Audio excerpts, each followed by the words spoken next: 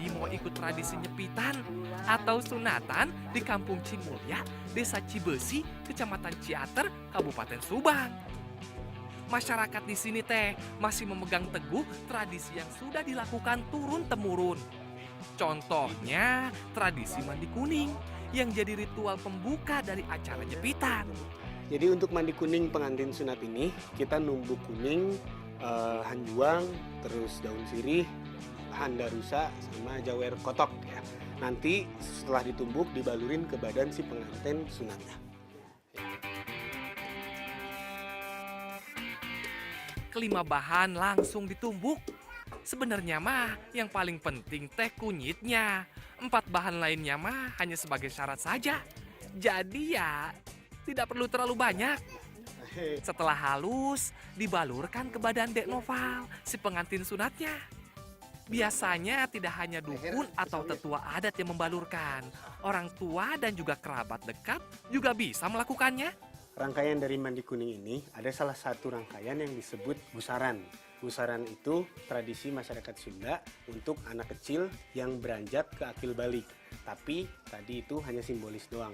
Itu untuk merapikan gigi tujuannya. Ya, dalam tradisi gusaran, si pengantin sunat menggigit uang koin kuno berukuran sangat besar. Kalau zaman dulu mah ya, sekalian gigi si anak digosok atau dipotong, jeung dirapikan.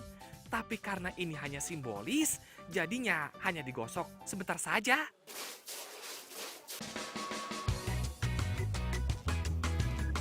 Iris.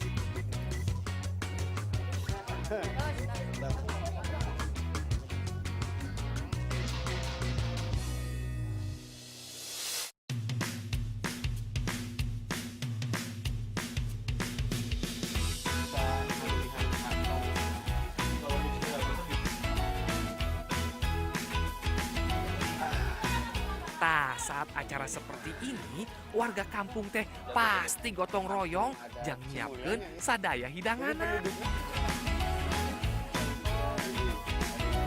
Biasa nama makanan anu didamel teh atau dibuat tidak hanya untuk disajikan saat acara, tapi juga dibekali untuk tamu yang datang. Nasi merah, nasi hitam memang menjadi salah satu potensi andalan di Desa Cibesi. Makanya ya jangan kaget atuh kalau ada sajian nasi merah. Acara nyepitan atau sunatan di bahasa Indonesianya di kampung adat Cimulya ini kita bikin nasi, bisa nasi merah, bisa nasi putih, dan dibungkus kecil-kecil seperti ini. Nantinya diberikan kepada warga-warga yang datang ke hajatan sunatan tersebut. Nah, di sini tidak ada makanan wajib dan pantangan yang disajikan untuk tamu. Apapun bisa lah, sesuai kemampuan saja.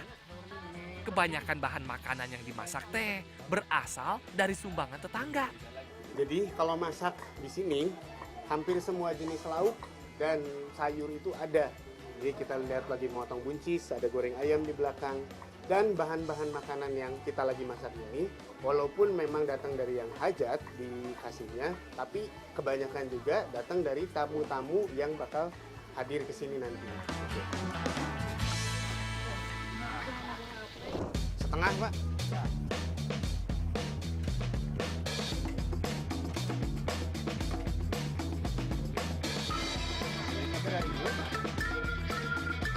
Tah, eta, nggak boleh asal memilih rumah yang digunakan untuk memasak. Apalagi di kampung Cimulya ini masih memegang adat dari zaman dulu. Jadi karena masakannya banyak dan harus banyak orang yang masak, masaknya itu nggak perlu di rumah yang punya hajat, bisa juga di rumah tetangga. Tapi dipilih tetangga yang punya pintu masuk arahnya sama, terus tungkunya juga ngadep ke arah yang sama, kayak gitu, ada pemilihannya.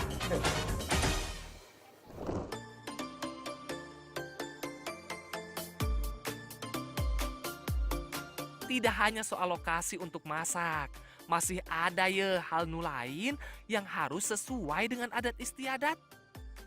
Jumlah rumah di kampung adat tidak boleh melebihi 15 rumah.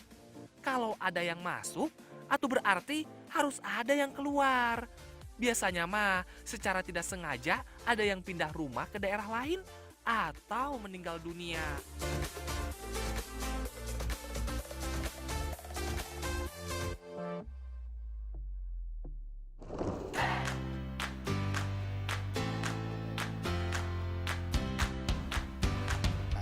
Ini ya. Seperti hari ini nih, lagi ada tradisi kondangan ke rumah yang punya hajat. Istilahnya sih ya ngasih tenong, karena pasti membawa tumpukan tenong. Tradisi masyarakat di sini, kalau berangkat ke undangan, itu bawa tenong seperti ini. Biasanya ada beras dan ada makanan-makanan ringan. Lalu kemudian dibawa bareng-bareng ke tempat yang punya hajat. Masaknya.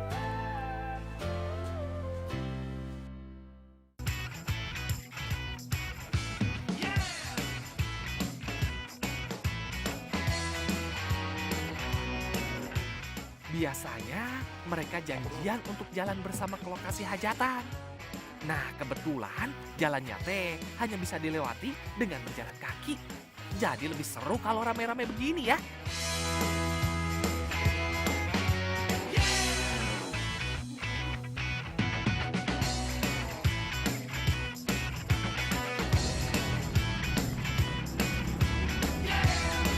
Di persimpangan jalan, kadang bertemu rombongan dari kampung lainnya.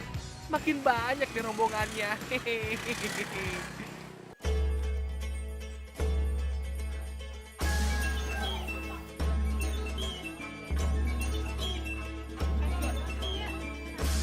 Saking banyaknya warga, tadi di luar udah ngantri. Jadi di sini tuan rumah itu nyatet siapa ngasih apa dan ngasih uang berapa. Tujuannya, jadi nanti kalau misalkan yang ngasih itu punya hajat, dia tahu cara membalas budinya seperti apa.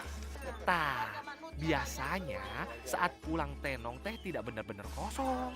Si tuan rumah mengisinya dengan beberapa makanan.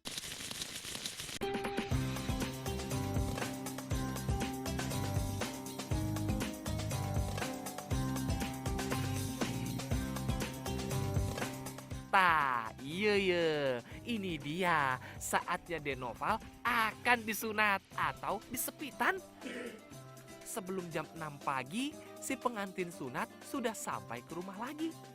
Biasa nama digendong oleh orang tua dan kerabatnya secara bergantian. Selanjutnya, prosesi pergantian darah. Tradisi dimulai dengan memotong ayam jantan. Karena pengantin sunat itu kehilangan banyak darah ketika proses operasinya, maka ada ritual simbolis yang bertujuan untuk menggantikan darah yang hilang tersebut. Upacaranya disebut ganti darah.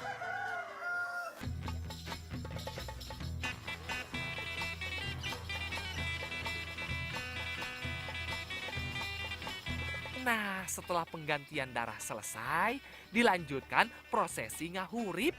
Proses ngahurip adalah proses memutarkan anak ayam di atas anak yang telah dihitan. Tujuannya adalah secara simbolis untuk memberikan kesehatan baik secara jasmani maupun rohani. Ayam yang diputar di atas kepala harus ayam jantan yang masih muda. Ini menggambarkan kondisi Denoval saat disepit. Maksudnya mah si pengantin sunat masih anak kecil, tapi siap beranjak dewasa.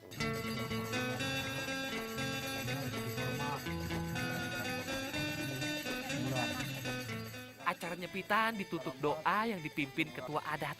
Tentunya dengan segala harapan yang baik untuk Dek Noval.